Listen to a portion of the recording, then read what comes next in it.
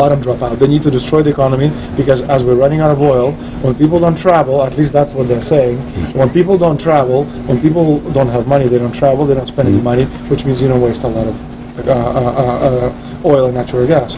That's the afternoon. So how does this source, I mean, just ballpark, I mean, so you have the sources of... Well, actually, there are two people who are members of the Bilderberg Club. It's actual members? They're members of the Bilderberg Club who for years and years and years have been going and participating in all the conversations. They've always been dead on, always. And last year they said the oil prices are going to go up to 150. At the time it was 39, went up to 76, basically doubled. If it doubles again, it's going to be back to where these people say. They attack Iran and will it, Year after year, Estelin and other reporters like Jim Tucker are able to report on future events with stunning accuracy, all because they know the agenda of the Bilderberg Group. The Bilderberg Group sits at the top of the world power structure. 125 of the richest and most influential individuals on the globe make up its membership. From Istanbul, Turkey to Chantilly, Virginia, we have tracked the elusive Bilderberg Group. Bilderberg always insist on a media blackout. By June of 2008, we had already figured out that Barack Obama was the elite's puppet of choice. The national media claimed that during the weekend the Bilderberg Group was scheduled to meet, that Obama had speaking engagements set for Chicago and the Midwest. We knew better.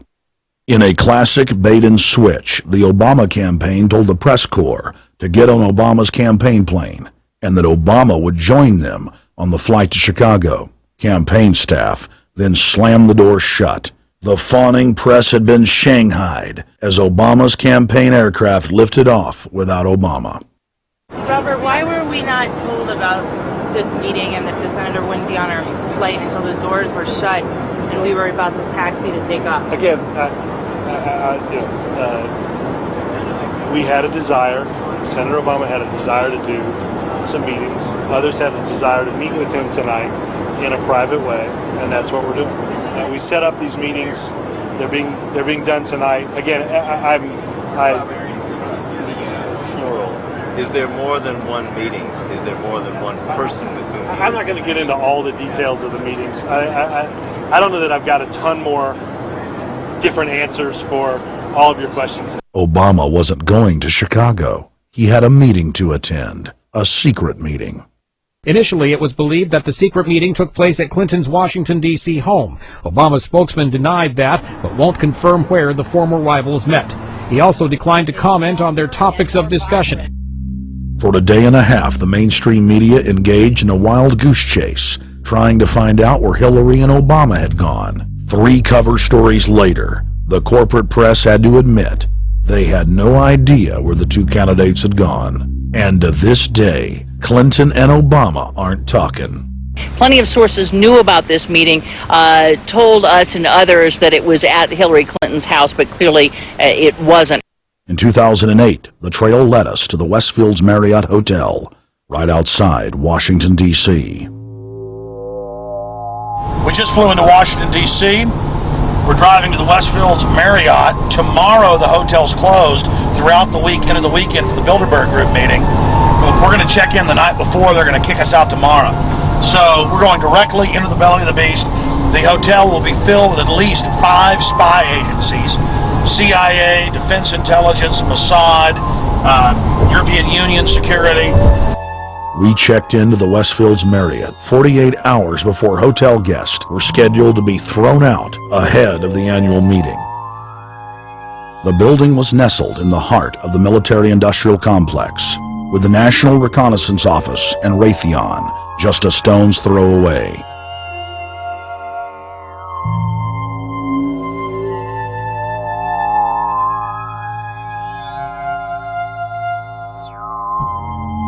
The plan tonight is to try to not get arrested, dodge the security, get in there, get some footage of the elite arriving in the morning, because some arrive before they officially lock it down, and then getting out of the building.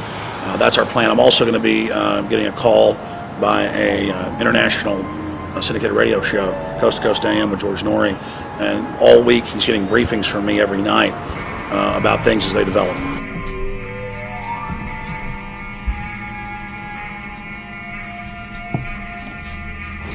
George, We're sitting here in the room. As the phone rings with your producer, Tom Danheiser, to put me on, the fire alarm goes off.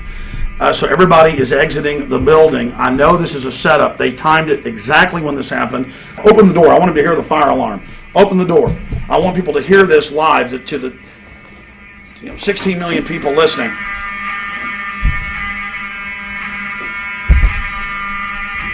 George, do you hear that?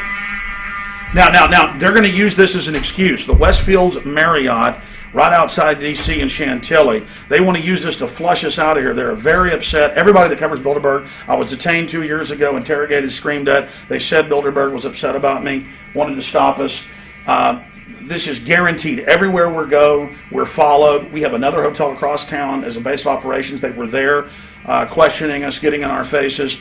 We're being followed everywhere. I need everybody's support right now. I pray to God they don't try to set me up. They may have tried to concoct this as some way to say, look, they didn't leave during a fire drill, assessing me knowing I would stay and do the interview. But again, the moment the phone rang with Tom Danheiser, the moment the phone rang, the guys answered it, I'm standing there, the alarm goes off. It's going off right now. The guests are exiting the hotel out there. Of course, there's no fire. This is just absolutely insane. I noticed, too, that there was over 100 security people here today, but tonight we got back and it was a total ghost town, and this is what's insane. We have a security guy walk up to us 30 minutes ago, about 25 minutes ago, before this happened, and said, "What are you guys doing?" We said, "We're just walking around checking out the artwork in the hotel," which we actually were admiring it, but we were also going around getting some footage. And they said, "Well, no cameras allowed." We said, "Fine." And then he said, "Yeah, we had somebody do a fire alarm a few weeks ago, and me and Rob, my camera guy, were going, why is he telling us about a fire alarm?" I forgot that part, George. These bastards have done this. I don't know how. They're planning to try to set us up or something, but this is incredible. We are here in the middle of this right now, George.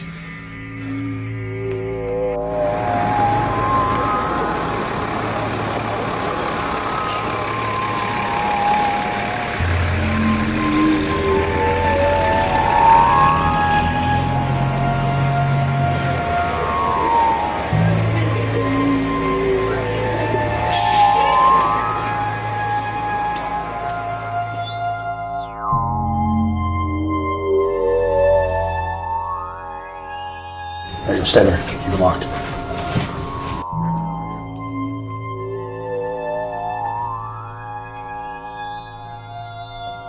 Let's go.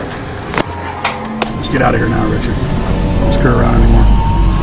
We got out of here on exactly the right time. Is this the way out? Yeah.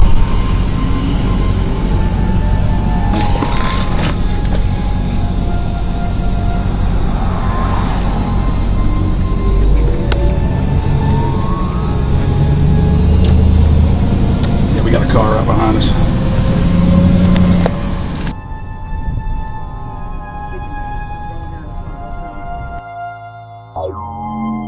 We made about, 5 turns and 6 turns, the same car's following us.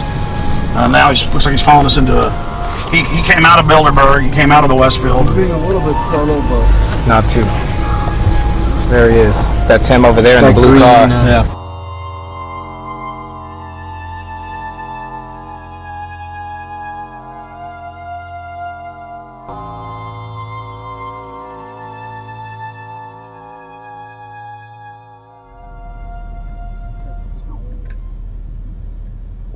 We're headed back to the Marriott here in Chantilly, Virginia, the scene of Bilderberg 2008. We successfully infiltrated the last day and a half inside, got out with some great stuff. We've been tailed, and now we're going back to cover the dignitaries, the elitists, as they arrive. And right now is the prime time for them to start arriving for the next 3 or 4 hours. We took about a 30-minute break. I'm sure we missed a few, but it doesn't matter. So we've got scores of people that just organically are listeners, info warriors that are out here taking action. And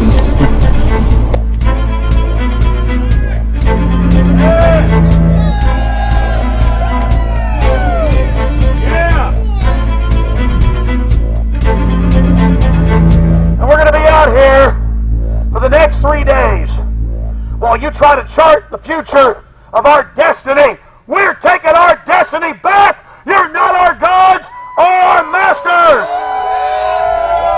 We witnessed at least 7 convoys of armed Secret Service entering the Westfields Marriott, and internal sources confirmed that both candidates did attend at least one meeting inside the conference.